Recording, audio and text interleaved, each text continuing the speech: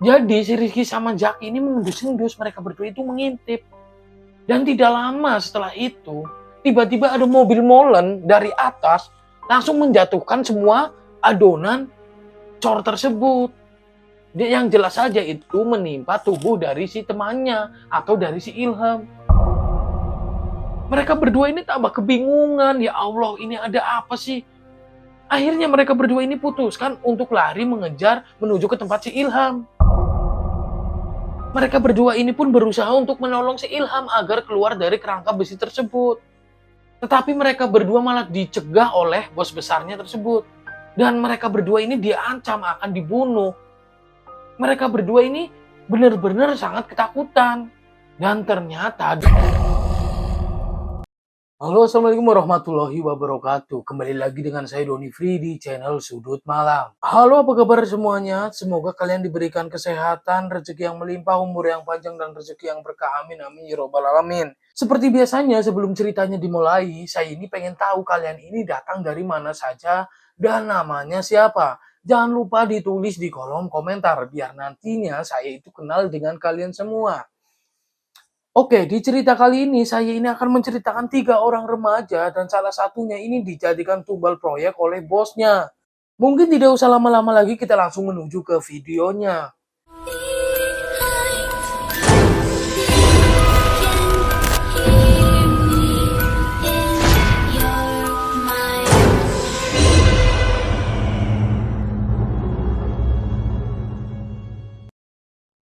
Sebut saja namanya Zaki, Ilham, dan Rizky.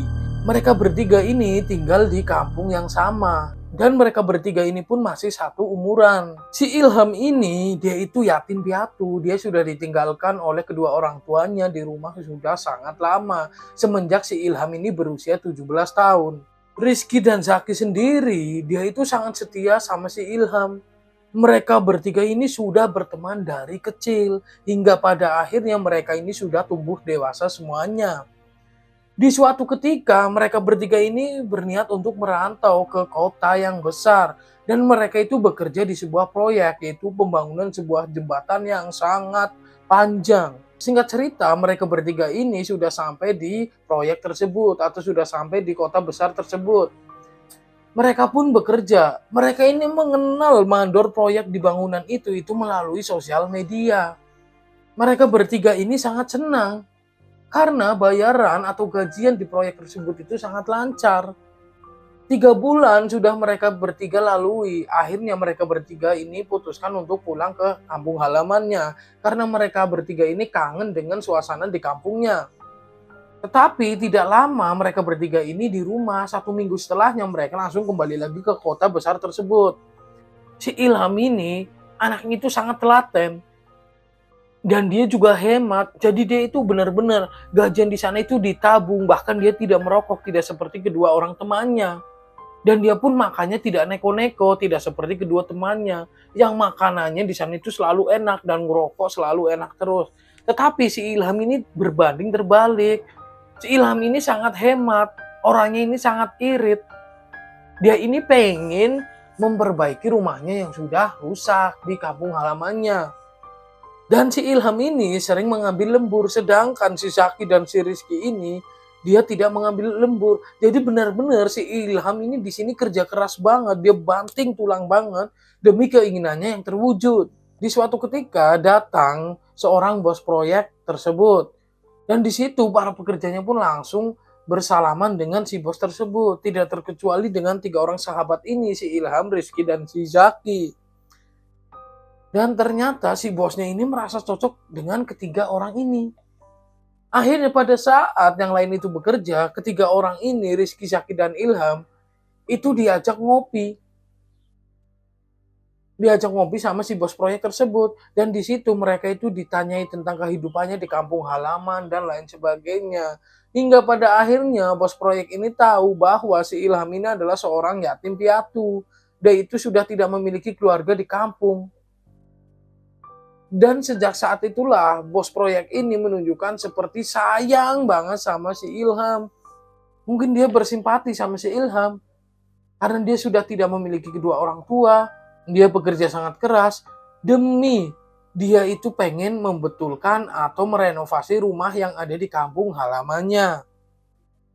Ketika pekerja lain ini sedang makan siang, si bos ini membawakan bekal atau makanan dari rumah untuk si Ilham. Jadi di sini membuat iri para pekerja lainnya. Dan di sini Ilham pun sangat dispesialkan oleh bos proyek tersebut. Bahkan Ilham ini sering diajak jalan-jalan, diberikan pakaian, dan lain sebagainya. Dan otomatis si Zaki dan Rizky ini ikut menemani si Ilham. Hingga pada akhirnya 3 orang ini, si Rizky, Zaki, dan Ilham ini pun akhirnya dibenci oleh pekerja lainnya. Mereka bertiga ini dianggap cari muka kepada bos besarnya. Jadi bos proyek tersebut itu terlihat banget sangat membedakan antara 3 remaja ini beserta dengan pekerja lainnya. Dan di sini ketiga orang remaja ini itu tidak memilih hidup di rumah kontrakan. Tidak seperti pekerja lainnya. Jadi pekerja lainnya itu menyewa satu buah rumah dan mereka tempatin bersama. Tetapi ketika remaja tersebut ini tidak mengontrak sebuah rumah, dia memilih tinggal di sebuah gubuk tempat mereka beristirahat di dalam proyeknya. Jadi mereka bertiga itu menginap di lokasi proyek tersebut. Ini dengan alasan mereka bertiga itu untuk menghirit dana. Si bos besar itu pun tahu, akhirnya bos besar itu menyewakan satu buah rumah untuk ditinggali mereka bertiga. Dan disinilah para pekerja lainnya itu tahu, dan mereka semua itu tambah benci banget, tambah iri sama Ilham dan si Zaki. Hari Sabtu pun tiba, hari di mana para pekerja ini menunggu selama 1 minggu. Karena di hari Sabtu, para pekerja ini akan mendapatkan gaji. Pada sore harinya setelah pekerjaan selesai, semua pekerja itu pun berbaris. Mereka semua itu menunggu antrean untuk mendapatkan gajinya. Dan di sini lagi dan lagi, si bos proyek itu membedakan banget antara si 3 remaja ini dengan pekerja lainnya. Ketika semua pekerja lainnya ini tidak mendapatkan bonus, tetapi ketiga remaja ini mendapatkan bonus yang cukup fantastis. Dan di sini jelas membuat para pekerja lainnya itu iri. Kenapa sih mereka bertiga ini selalu dispesialkan oleh bos besarnya? Padahal 1 minggu yang lalu mereka bertiga ini jarang bekerja karena mereka bertiga ini sering diajak bos besarnya untuk jalan-jalan, untuk melihat proyek-proyek lainnya. Tetapi mereka bertiga ini bayarannya atau gajinya itu full. Bahkan mereka bertiga ini mendapatkan bonus yang sangat besar. Dan setelah sore hari itu, pada malam harinya, si bos besar ini itu tidak pulang. Padahal biasanya si bos besar ini tidak sampai jam 3 di lokasi proyek itu pun, dia langsung pulang ke rumahnya. Kok ini sampai malam? Dan mereka bertiga ini, si Rizky, Zaki, dan si Ilham, itu masih berada di lokasi proyek tersebut. Dan mereka bertiga ini mencium sesuatu yang terbakar. Akhirnya mereka pun mencari ke sumber bau tersebut. Dan ternyata sumber bau tersebut berasal dari kemenyan yang dibakar. Di bawah kerangka jembatan yang belum jadi itu, mereka bertiga ini melihat bos besarnya sedang ada di situ. Dan bos besarnya itulah yang membakar kemenyan tersebut. Di sini mereka bertiga pun bingung apa yang sedang dilakukan oleh bos besarnya. Setelah mereka bertiga ini menyaksikan apa yang dilakukan oleh bos besarnya, mereka bertiga ini pun langsung pulang menuju ke tempat kontrakannya. Dan di sana mereka bertiga ini seperti kebingungan. Apa sih yang dilakukan bos besarnya itu? Bos besarnya itu ngapain? Ngapain bakar kemenyan? Dan di situ juga terlihat ada sajen ternyata. Tetapi mereka bertiga akhirnya pun melupakan hal itu. Singkat cerita, datanglah hari Kamis. Pagi-pagi banget sebelum mereka bertiga akan berangkat menuju proyeknya, tiba-tiba bos besarnya ini menghampiri si Ilham. Di sini si Ilham ini disuruh untuk nemenin bos besarnya. Jadi si Ilham ini tidak berangkat kerja. Tetapi berbeda dengan biasanya. Si Zaki dan si Rizky biasanya itu kan selalu ikut kemanapun si Ilham dan bosnya pergi. Tetapi pada kali ini Rizky dan Zaki itu tidak diperbolehkan ikut oleh bos besarnya. Akhirnya Rizky dan Zaki ini pun berangkat menuju ke proyek tersebut. Pada sore harinya ketika si Zaki dan si Rizky ini pulang menuju rumah kontrakannya, ternyata bos besarnya itu masih ada di situ. Dan tidak sengaja mereka berdua ini mendengarkan apa yang dibicarakan oleh bos besarnya bersama si Ilham. Besok kalau kamu berangkat kerja, kamu pakai baju ini ya. Dan ketika mereka berdua ini masuk ke dalam rumah kontrakan tersebut, si bosnya ini terburu-buru untuk pulang, untuk berpamitan. Dan setelah kepergiannya bos besarnya mereka, mereka ini melihat ada perbedaan dari si Ilham. Ilham ini tiba-tiba menjadi sosok yang pendiam. Padahal biasanya Ilham ini suka bercerita. Apapun, apa yang dialaminya pada hari itu, pasti biasanya langsung diceritakan kepada dua orang sahabatnya. Tetapi di sini Ilham itu menjadi sangat beda. Bahkan ketika si Rizky dan Zaki ini masuk ke rumahnya, si Ilham itu tidak menyapa kedua orang sahabatnya tersebut. Disinilah si Zaki dan si Rizky ini bingung. Kenapa ya? Si Ilham kok jadi pendiam? Bahkan saat si Ilham ini ditanyai oleh si Zaki, dia itu benar-benar tidak merespon dan tidak menjawab sama sekali. Singkat cerita, pada keesokan harinya itu pada hari Jumat, si Ilham ini ketika si Zaki dan si Rizky terbangun, Ilham sudah tidak ada di kontrakan rumahnya. Lalu, si Zaki dan Rizky ini pun langsung bergegas menuju proyek di mana tempat mereka bekerja. Dan di sana pun dia itu tidak melihat ada Ilham. Dia pun bertanya kepada pekerja lainnya. Tetapi karena mereka bertiga ini dibenci oleh pekerja lainnya, karena mereka ini dituduh mencari muka sama bos besarnya, tidak ada satupun pekerja lainnya yang menjawab dengan benar. Maaf Pak, apa Bapak lihat Ilham ya? Loh, kok tanya saya? Emang saya bapaknya?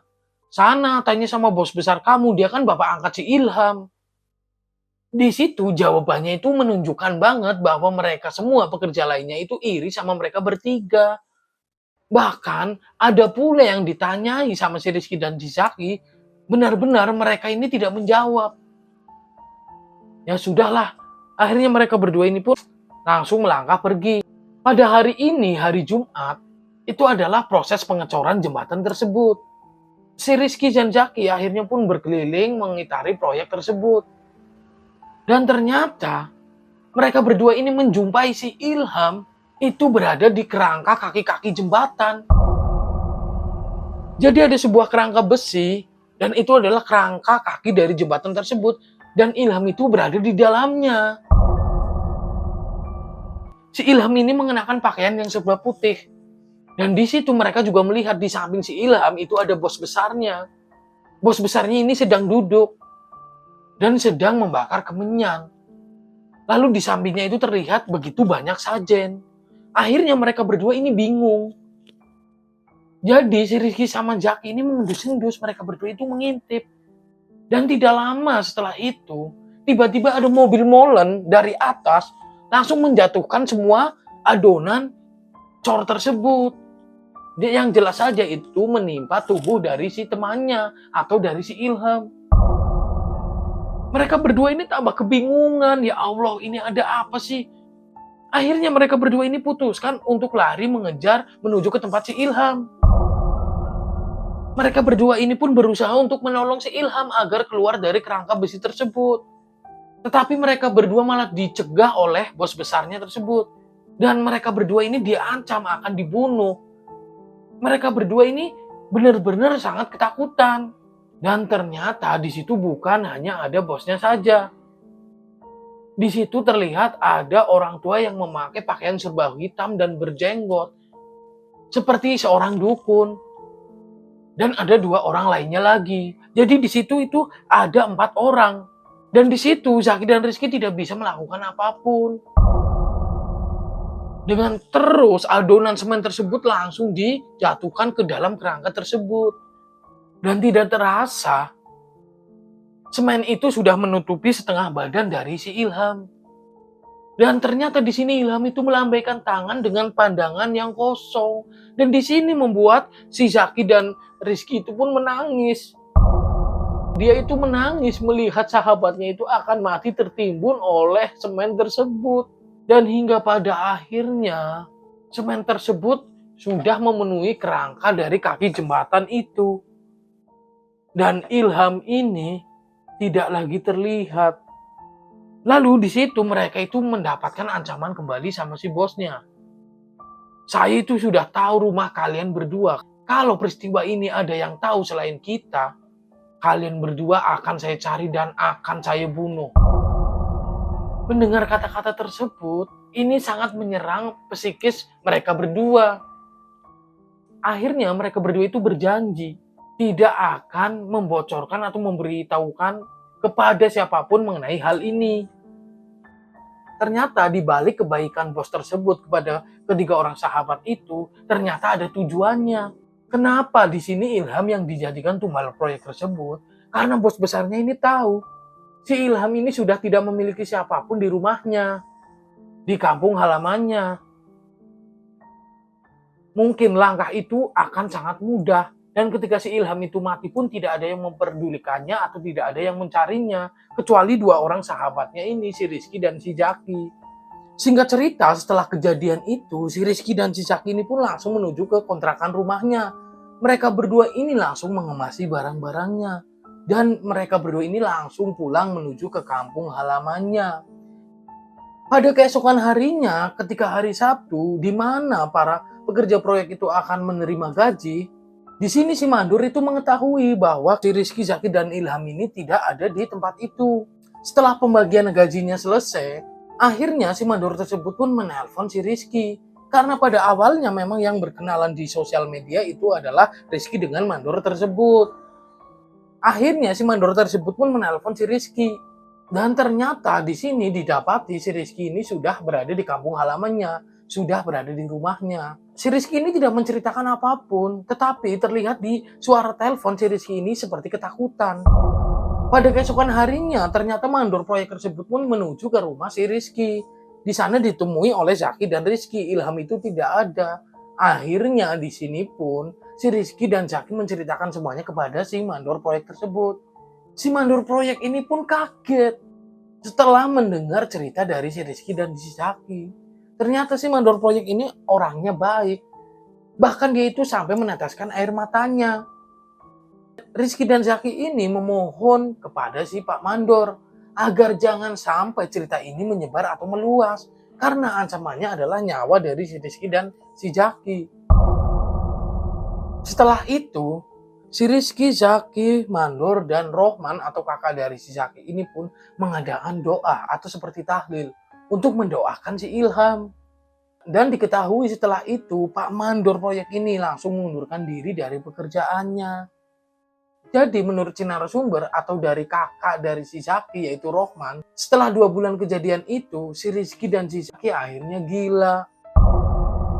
Mungkin si Rizky dan si Zaki ini tidak tega. Dia itu selalu terbayang-bayang di benaknya dan dalam pikirannya.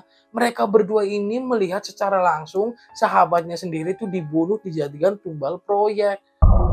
Dan hingga pada akhirnya mereka berdua ini stres dan menjadi gila. Cerita pun berakhir.